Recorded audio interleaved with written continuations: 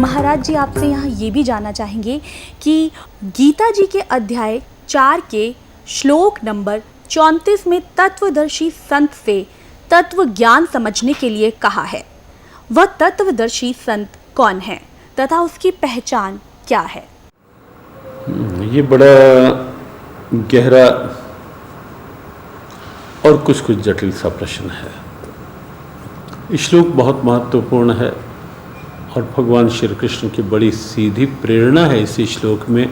तद्विद्धि प्रणिपातेन परिप्रश्नेन सेव्यः उपदेक्ष्यन्ति ते ज्ञानम ज्ञानिनः तत्वदर्शिनः।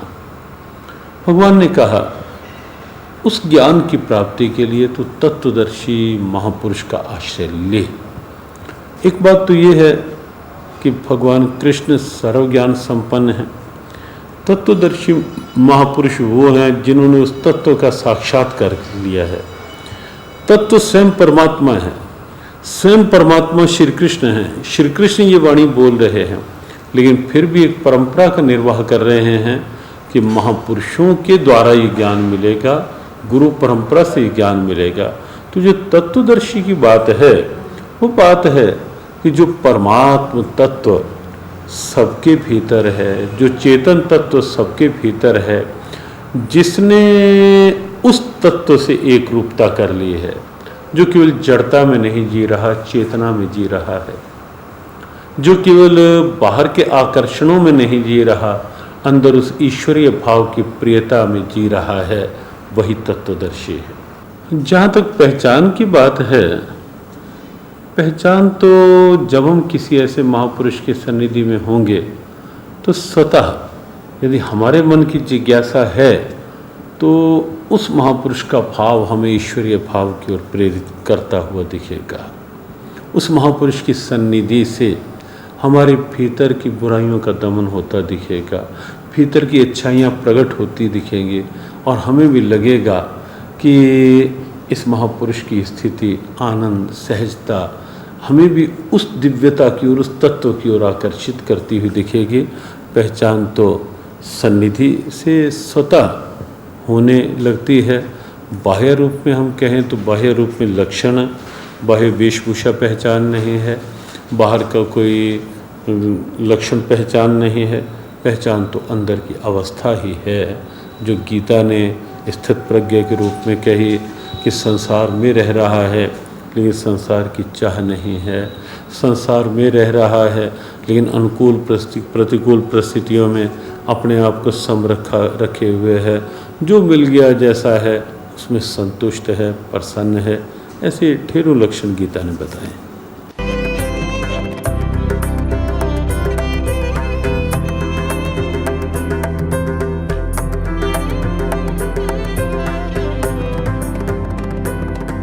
फिर उस तत्वदर्शी संत की पहचान बताई है 15वें अध्याय के प्रथम मंत्र में कि उल्टे लटके हुए संसार रूपी इस वृक्ष के उल्टा लटका हुआ संसार रूपी वृक्ष है, ऊपर को जड़ है और नीचे को तीनों गुण रूपी शाखा है। गीता ज्ञान दाता ने केवल इतना बताया है और साथ में ये कहा कि इसके सभी पार्ट को, सभी विभागों को, तना कौन है, जड़ कौन है, डार कौन है, शाखा कौन है, पत्ते क्या हैं, जो इन सभी को बता देगा स वेदवित, वो तत्वदर्शी संत है। परमेश्वर कबीर देव जी स्वयं आते हैं और ये तत्व ज्ञान स्वयं ही अपना बताते हैं, अपनी महिमा आप ही सुनाते हैं, अपने द्वारा रची हुई सृष्टि को स्वयं ही बताते हैं।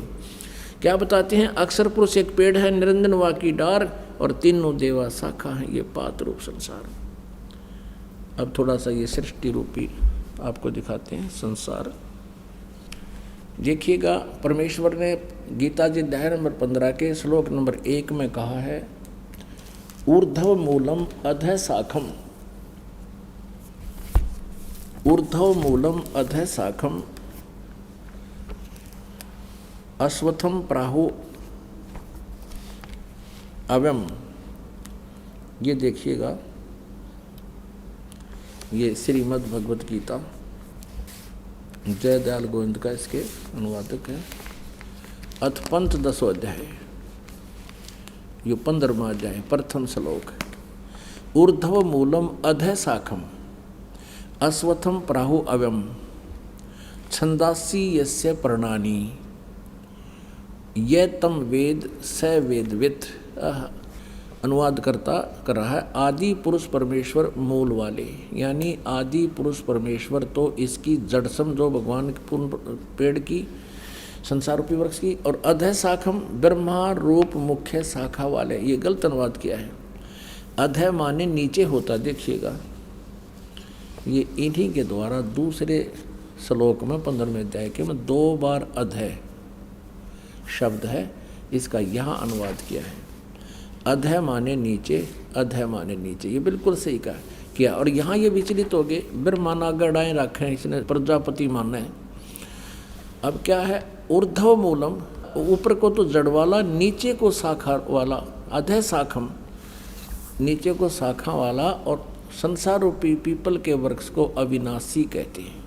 वेद जिसके पत्ते कहे गए, ये छंदासी, ये छंदासी का अर्थ वेद कर दिया ना। छंद माने विभाग, टुकड़े।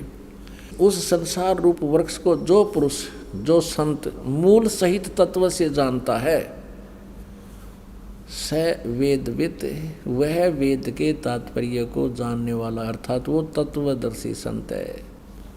परमेश्वर ने 600 वर्ष पहले बताया था, देखिएगा ये अब संसार रूपी वृक्ष का चित्र।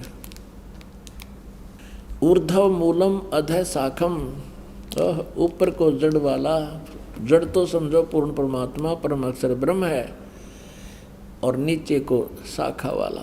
परमात्मा ने कहा अक्षर पुरुष एक पेड़ है, ये समझो इतना।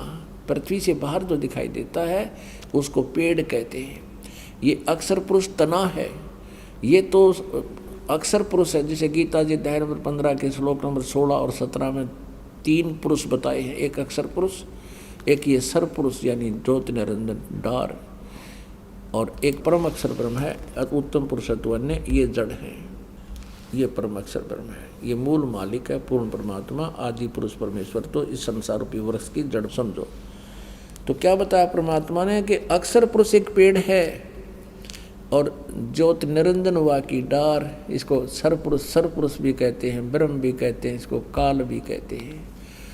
इसको डार समझो, सरपुरुष सरब्रह्म अर्थात सरपुरुष, इसको काल ब्रह्म भी कहते हैं, इसको सरपुरुष भी कहते हैं। ये अक्षर पुरुष कहलाता है। और तीनों देवा शाखा है, बाई पात रूप संसार। परमेश्वर ने 15वें अध्याय को गीता जी को इस एक ही अपनी अमृतवाणी के एक ही लोकोक्ति में, एक ही दोहे में स्पष्ट कर दिया है। कबीर अक्षर पुरुष एक पेड़ है, निरंजन वा की डारे, तीनों देवा शाखा है, पात रूप संसार।